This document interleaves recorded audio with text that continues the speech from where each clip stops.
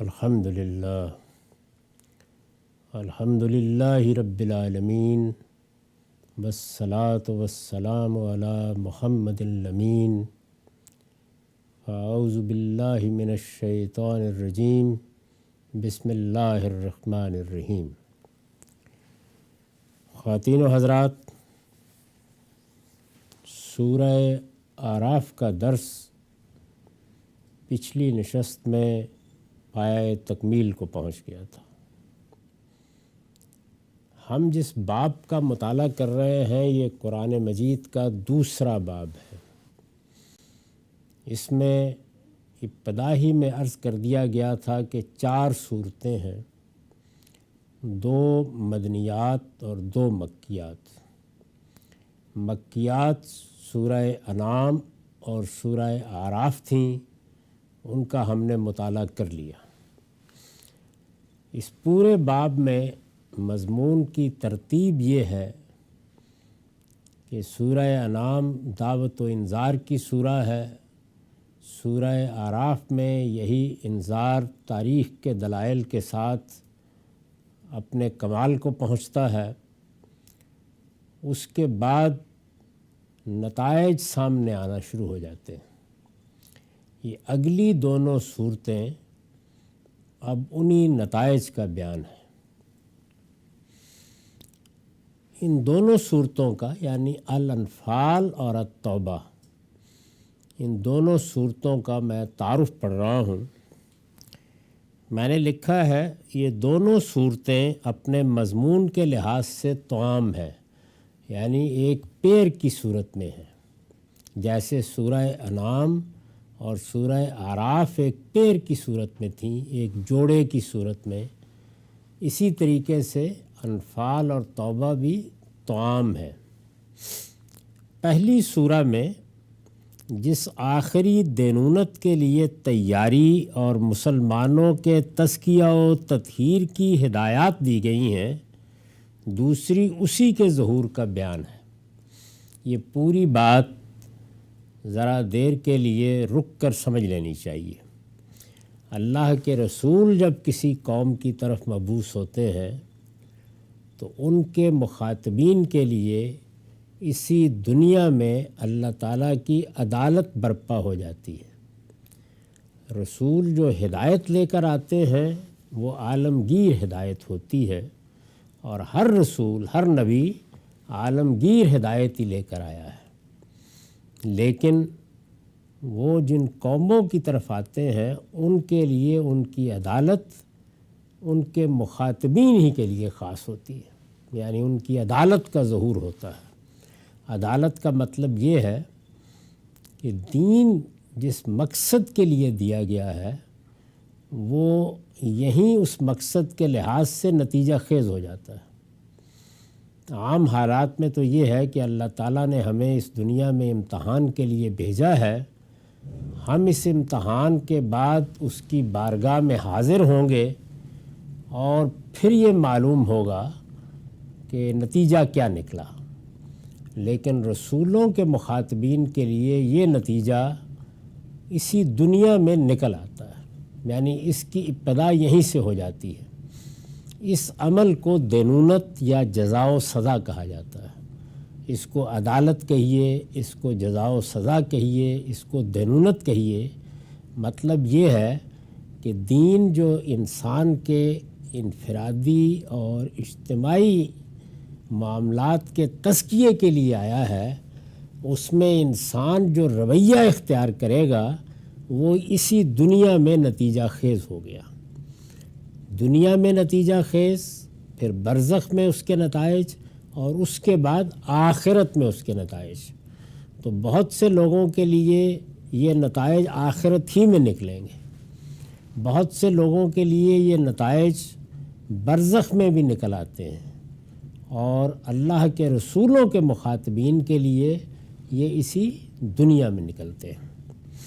تو اس چیز کو اس لفظ میں بیان کیا گیا ہے کہ پہلی سورہ میں جس آخری دینونت کے لیے تیاری، یعنی گویا اللہ کے رسول محمد صلی اللہ علیہ وسلم کے ذریعے سے جو عدالت برپا ہوئی، یعنی جو ہدایت وہ لے کر آئے وہ ہم سب کے لیے ہے اور قیامت تک ہے، لیکن ان کے براہ راست مخاطبین جن کو انہوں نے دعوت دی ان کے لیے جو عدالت برپا ہوئی، جو جزا و سزا کا ظہور ہوا، وہ کیسے ہوا، اس کے لیے کیا تیاری ہوئی، وہ پہلی سورہ میں زیر بحث آئے گی۔ اور مسلمانوں کے تزکیہ و تطہیر کی ہدایات دی گئی ہیں، یعنی دونوں چیزیں پیرالل چل رہی ہوتی ہیں۔ ایک طرف منکرین کے لیے سزا کا ظہور ہو رہا ہوتا ہے یا اس سزا کے لیے تیاری شروع ہو جاتی ہے، اور دوسری طرف مسلمانوں کو پاکیزہ بنانے کے لیے شریعت کی ہدایات دی جا رہی ہوتی ہیں، ان کے باطن کی اصلاح کی جا رہی ہوتی ہے، اور اسی طرح سے ان کی جماعت کی بھی تطہیر ہو رہی ہوتی ہے۔ یعنی رسول اللہ صلی اللہ علیہ وسلم پر جو لوگ اس وقت ایمان لے آئے ہیں، جن کو ہم صحابہ کہتے ہیں، جو لوگ بھی ایمان لا کے آپ کے ساتھی بن گئے تو اللہ تعالیٰ ان کی جماعت کی بھی تطہیر کرتے ہیں، اس کا بھی تزکیہ کرتے ہیں۔ تطہیر کا مطلب یہ ہے کہ اس کے کھرے کھوٹے کو الگ کیا جاتا ہے، اور یہ کھرے اور کھوٹے کو الگ کرنے کا عمل مختلف امتحانوں، مختلف آزمائشوں کے ذریعے سے ہوتا ہے۔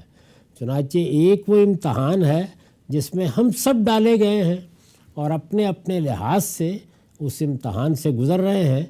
ایک خاص امتحان وہ ہے جو پیغمبر کے، اللہ کے رسول کے ساتھیوں کے لیے برپا ہوتا ہے، اور اس امتحان سے ان کی تمہیس ہوتی ہے، تطہیر ہوتی ہے، ان کو دنیا ہی میں الگ الگ کیا جاتا ہے تاکہ اللہ تعالیٰ جو جزا و سزا برپا کرنے والے ہیں وہ اس تطہیر کے لحاظ سے ہو سکے۔ جو سچے اہل ایمان ہیں ان کے لیے جو نتائج ہیں وہ ان کو مل سکیں، اور جو لوگ منکرین ہیں یا منافقین ان میں شامل ہو گئے ہیں ان کو بھی الگ کر دیا جائے تاکہ یہ واضح ہو جائے کہ اب کس کو سزا ملنی ہے اور کس کو جزا ملنی ہے۔ پہلی سورہ میں جس آخری دینونت کے لیے تیاری اور مسلمانوں کے تزکیہ و تطہیر کی ہدایات دی گئی ہیں، دوسرے اسی کے ظہور کا بیان ہے۔ یعنی پہلی سورہ میں تیاری کے لیے ضروری باتیں بتائی گئی ہیں کہ اب اللہ تعالیٰ کی جزا و سزا برپا ہونے والی ہے، اللہ تعالیٰ نے جو نتائج نکالنے تھے وہ اب سامنے آنے والے ہیں، اللہ تعالیٰ نے جو عدالت برپا کی تھی اب اس کا فیصلہ صادر ہونے والا ہے، اس کے لیے تیاری کرو۔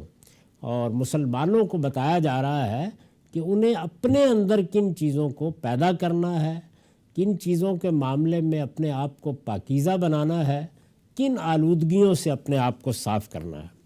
دوسری میں یہ سب چیزیں ظہور پذیر ہو گئی۔ یعنی کیا ظہور پذیر ہو گیا؟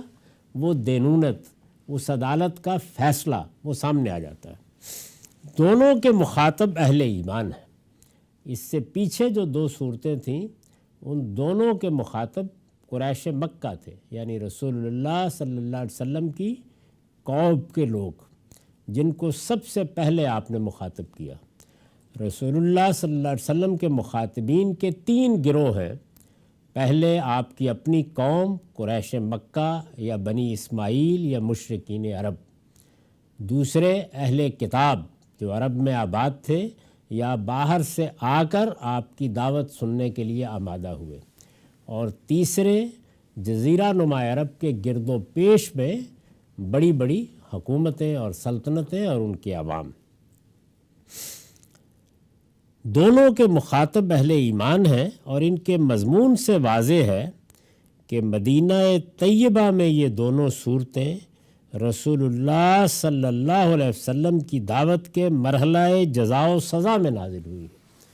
یعنی رسول اللہ صلی اللہ علیہ وسلم کی دعوت میں جو عدالت کے پہلو سے مراحل آ رہے ہیں، ایک تو ہدایت ہے جو پیغمبر دے رہے ہیں، بتا رہے ہیں کہ اللہ کا دین کیا ہے، اس کے تقاضے کیا ہیں، اس کے مطالبات کیا ہیں، اس میں کیا چیزیں علم میں اختیار کرنی ہیں، کیا چیزیں عمل میں اختیار کرنی ہیں۔ ایک یہ عمل ہے، اس کو ہدایت کے لفظ سے تعبیر کیجئے، اور ایک وہ عدالت جو برپا کی جا رہی ہے جس میں اب نتیجہ نکلنے والا ہے۔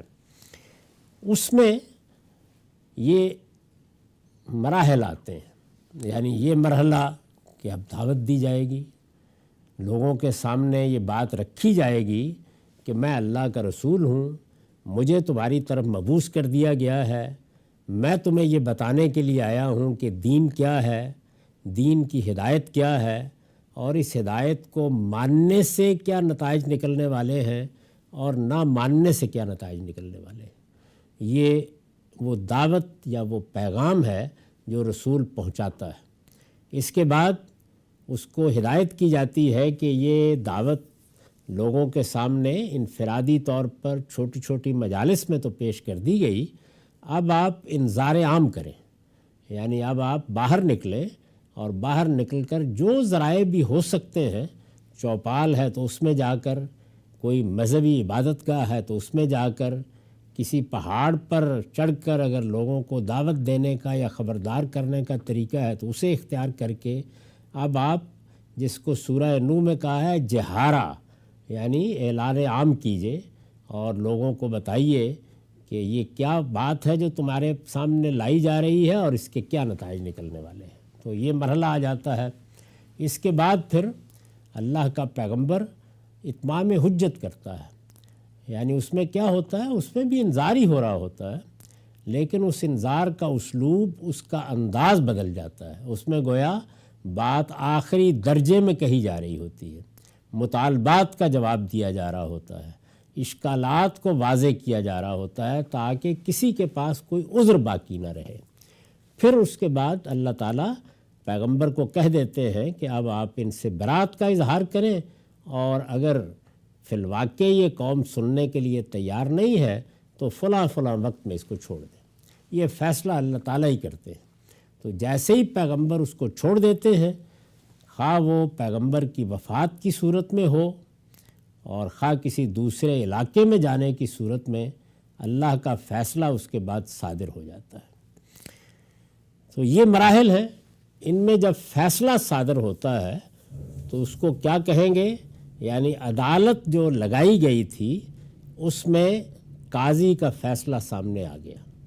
اسی کو بطور اصول سورہ یونس میں بیان کیا ہے کہ وَلِكُلِّ أُمَّةٍ الرَّسُولُ فَإِذَا جَاءَ رَسُولُهُمْ قُضِيَ بَيْنَهُمْ بِالْقِسْطِ وَهُمْ لَا يُظْلَمُونَ، یعنی ہر قوم کی طرف، ہر امت کی طرف ایک رسول آتا رہا ہے، اس رسول کو جب بھیج دیا جاتا ہے، جب وہ آ جاتا ہے اپنی قوم کی طرف، تو پھر اس قوم کا فیصلہ کر دیا جاتا ہے، قُضِیَ بَيْنَهُمْ بِالْقِسْطِ، اور یہ فیصلہ پورے انصاف کے ساتھ ہوتا ہے، وَهُمْ لَا يُظْلَمُونَ، اس میں کوئی ادنا ظلم بھی ان پر نہیں کیا جاتا۔ یہ فیصلے کا مرحلہ ہے جس کو یہاں مرحلہ جزا و سزا سے تعبیر کیا گیا ہے۔ یہ میں نے ان چیزوں کی وضاحت کر دی ہے جن سے لوگ عام طور پر مانوس نہیں ہے قرآن مجید کے معاملے میں، اس لیے اس پیرے کو دوبارہ سن لیجئے۔ یہ دونوں صورتیں اپنے مضمون کے لحاظ سے توام ہیں، یعنی الانفال اور التوبہ۔ پہلی سورہ میں جس آخری دینونت کے لیے تیاری اور مسلمانوں کے تزکیہ و تطہیر کی ہدایات دی گئی ہیں، دوسرا اسی کے، یعنی اسی دینونت کے، اسی جزا و سزا کے ظہور کا بیان ہے، وہ سامنے آ گئی ہے۔ دونوں کے مخاطب اہل ایمان ہیں، اور ان کے مضمون سے واضح ہے کہ مدینہ طیبہ میں، یعنی کس جگہ نازل ہوئی ہیں، مدینہ میں، یہ مضمون سے معلوم ہو جاتا ہے۔ اس کے لیے کوئی روایات کی طرف مراجعت کی ضرورت نہیں ہوتی، مجھے اس پوری کتاب میں یہ ضرورت پیش نہیں آئی۔ مدینہ طیبہ میں یہ دونوں صورتیں رسول اللہ صلی اللہ علیہ وسلم کی دعوت کے مرحلہ جزا و سزا میں نازل ہوئی، یعنی اس آخری مرحلے میں، جب کہ اب اللہ کا فیصلہ صادر ہو رہا ہے۔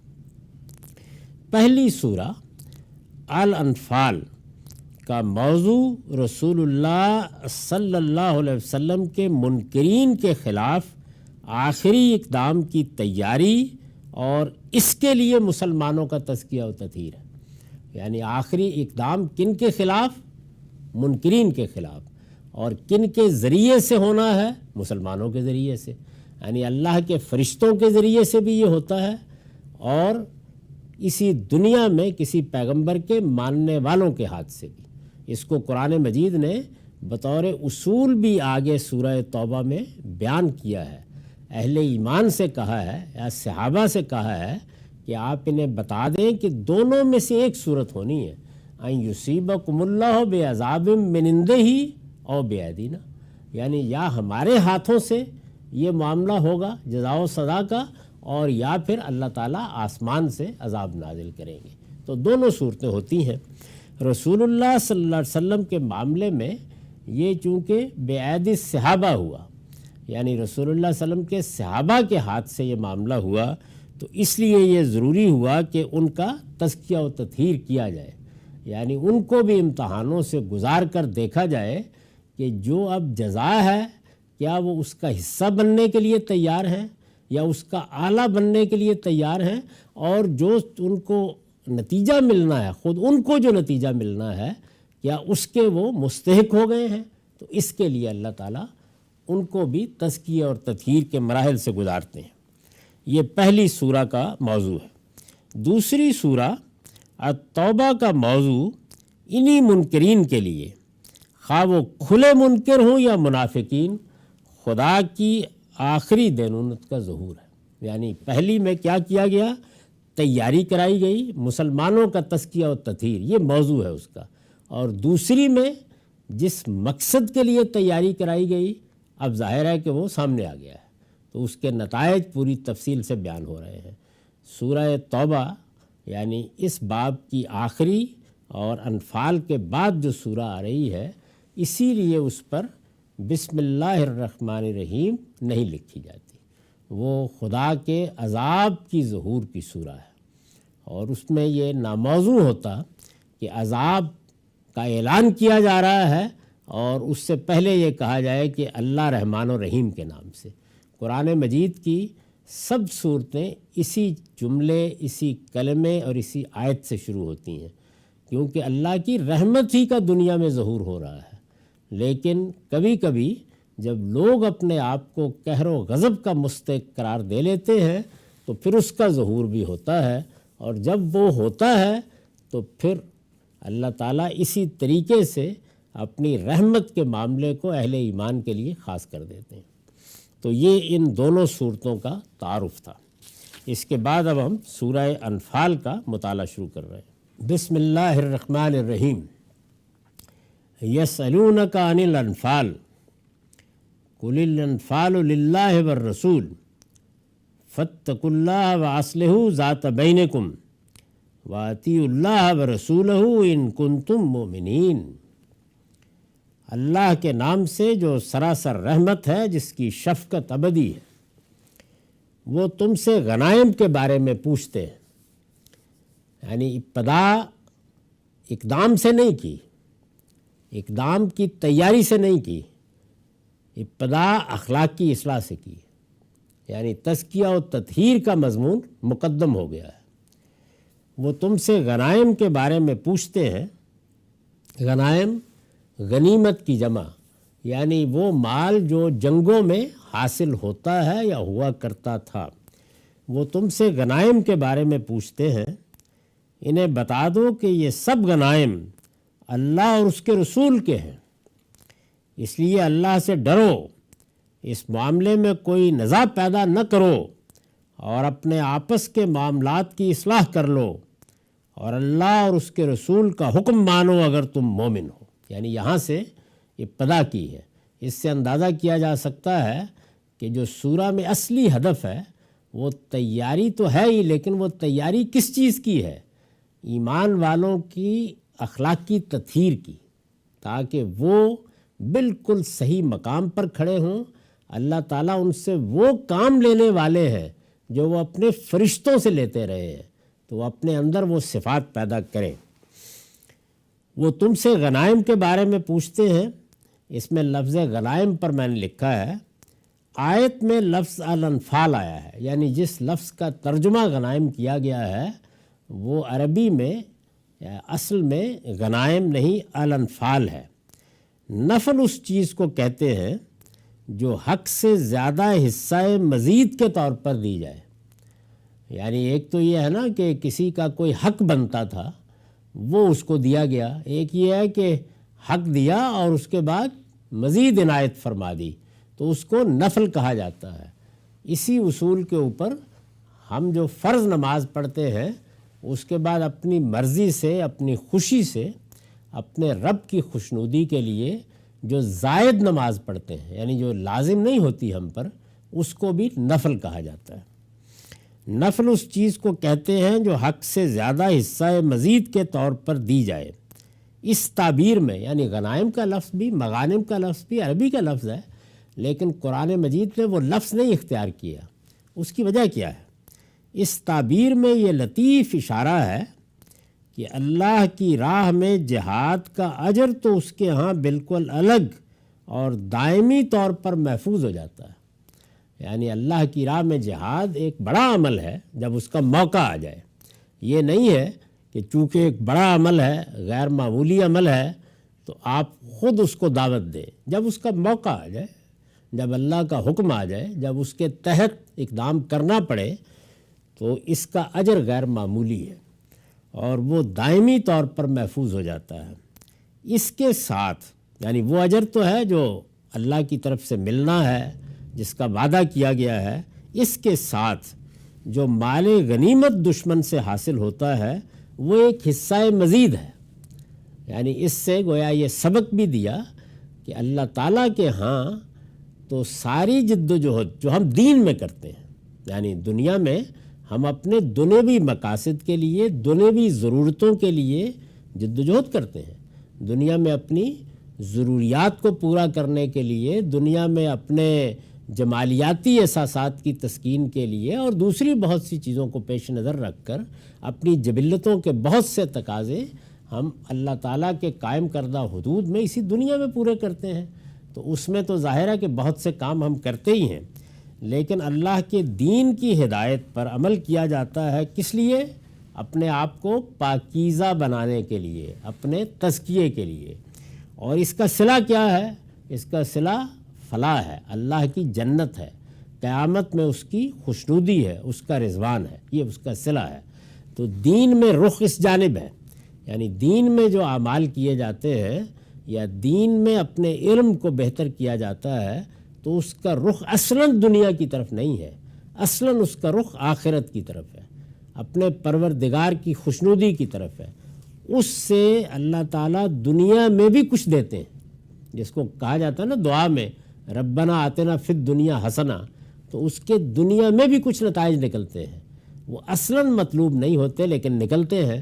تو دنیا میں جو نتیجہ اس وقت نکل رہا تھا لوگوں کے لیے وہ مال غنیمت کا حصول تھا، پہلے مرحلے میں یہ، اور دوسرے مرحلے میں اس وقت کی دنیا کے بہت بڑے حصے کی بادشاہی، وہ نکلا اس وقت نتیجہ۔ تو یہ نتیجہ جو صحابہ کرام کے لیے جنگوں میں نکل رہا تھا، یعنی انہیں مال غنیمت مل جائے، عرب کے جو حالات تھے ان میں یہ نتیجہ معمولی نہیں تھا۔ اس کے لیے قرآن نے نفل کا لفظ استعمال کر کے ساری حقیقت لفظی سے واضح کر دی کہ اصل چیز تو وہ ہے، وہ تمہیں ملے گی۔ چنانچہ اگر آپ سورہ صف میں دیکھیے تو اس میں بھی جب دعوت دی ہے اس راہ میں اترنے کی تو دیکھیے کیا کہا ہے۔ اس میں یہ کہا ہے کہ تم آؤ، ہم تمہیں ایک ایسی تجارت بتاتے ہیں، تم یہ کرو گے تو اس میں اللہ کے ہاں تمہارے لیے جنت، اس کے باغات ہوں گے اور تم اللہ کی گرفت سے بچ جاؤ گے۔ یہ بات کہنے کے بعد کہا وَنَصْرٌ مِّنَ اللَّهِ وَفَتْحٌ قَرِیب، اور کہا وَأُخْرَىٰ تُحِبُّونَهَا، یعنی اس کے ساتھ اللہ کی مدد بھی آئے گی لیکن وہ تمہاری پسند ہے، یعنی وہ نتیجہ تمہارے لیے ہے۔ اچھی بات ہے، کوئی ناجائز بات نہیں، لیکن تمہارا رخ اس جانب ہونا چاہیے جس کے لیے پیغمبر آئے ہیں، جس کے لیے دین کی دعوت پیش کی گئی ہے۔ دنیا کے اندر جو انسان کی جبلتوں کے تقاضے ہیں ان کو پورا کرنے کے لیے انسان کو کسی ہدایت کی ضرورت نہیں ہے۔ یعنی یہ بات کہ انسان کو بھوک لگتی ہے تو وہ اپنی بھوک کو مٹانے کے لیے اہتمام کرے اور اس کے لیے جد و جہد کرے، اور اچھے سے اچھے کھانے کھانے کے لیے انسان کے اندر جو ذائقے کی طلب رکھی گئی ہے اس کی تسکین کے سامان کرے، جنس کی جو اس کے اندر جبلت ہے اس کی تسکین کا اہتمام کرے۔ اسی طریقے سے انسان کو انفرادی سطح پر بھی اور اجتماعی سطح پر بھی تفوق کی جبلت دے کے بھیجا گیا ہے۔ وہ دوسروں پر اپنی برتری قائم کرنا چاہتا ہے، تو یہ سارے معاملات کرنے کے لیے نہ قوموں کو کسی ہدایت کی ضرورت ہے، نہ فرد کو ہدایت کی ضرورت کس چیز میں ہے، یہ سب کام کرتے ہوئے اخلاقی اصول پیش نظر رہے۔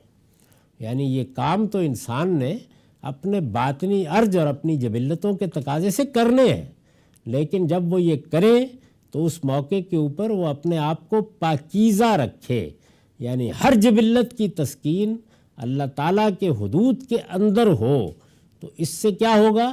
اس سے اسے پاکیزگی حاصل ہوگی، جس کا نتیجہ جنت ہے۔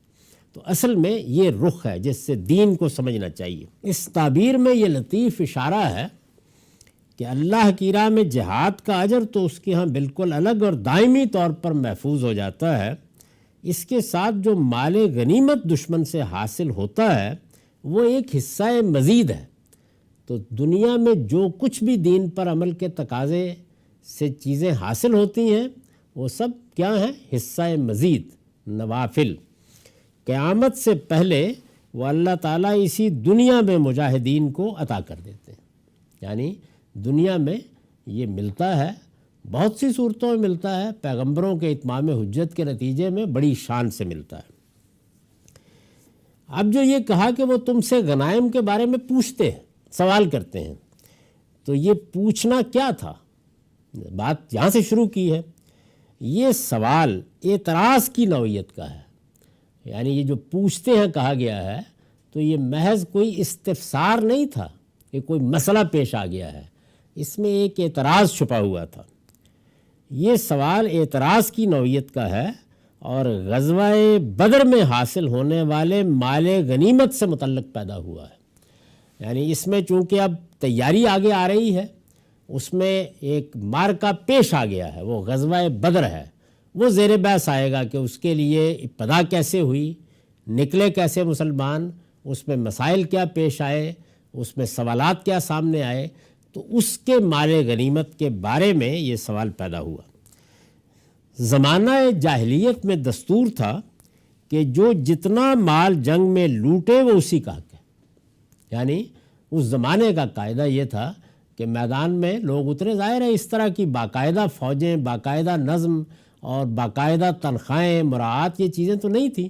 لوگ نکلتے تھے، کبھی قبیلے کے شیخ کی آواز پر، کبھی کسی دائی کی آواز پر، تو وہ نکلیں اگر تو جو کچھ وہ جنگ میں لوٹیں گے وہ لڑنے والے کا حق ہے۔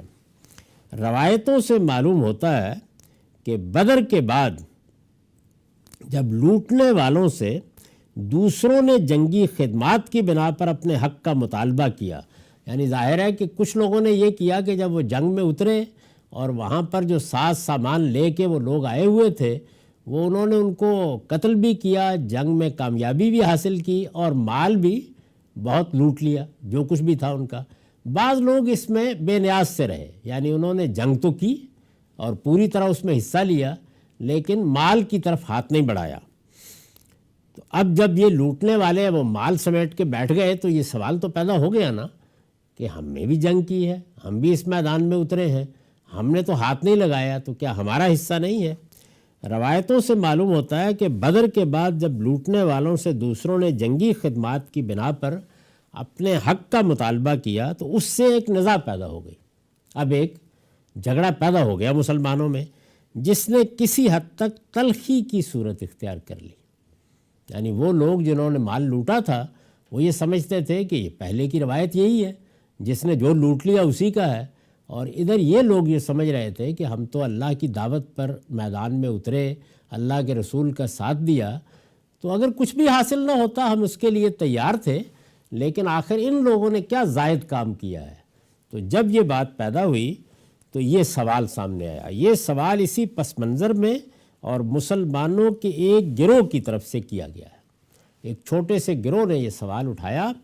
قرآن مجید نے سورہ کی ابتدا اسی سے کی ہے، اور آگے آپ دیکھیں گے کہ کس شان سے اس مسئلے کا جواب دیا ہے، اس وقت جو کمزوریاں تھیں ان کی کس طرح تطہیر کی ہے، اور پھر آگے پورے غزوہ بدر کے معاملے پر تبصرہ کرتے ہوئے مسلمانوں کو کیسے تیار کیا ہے کہ وہ آگے کے مراحل میں اب کیا کریں گے۔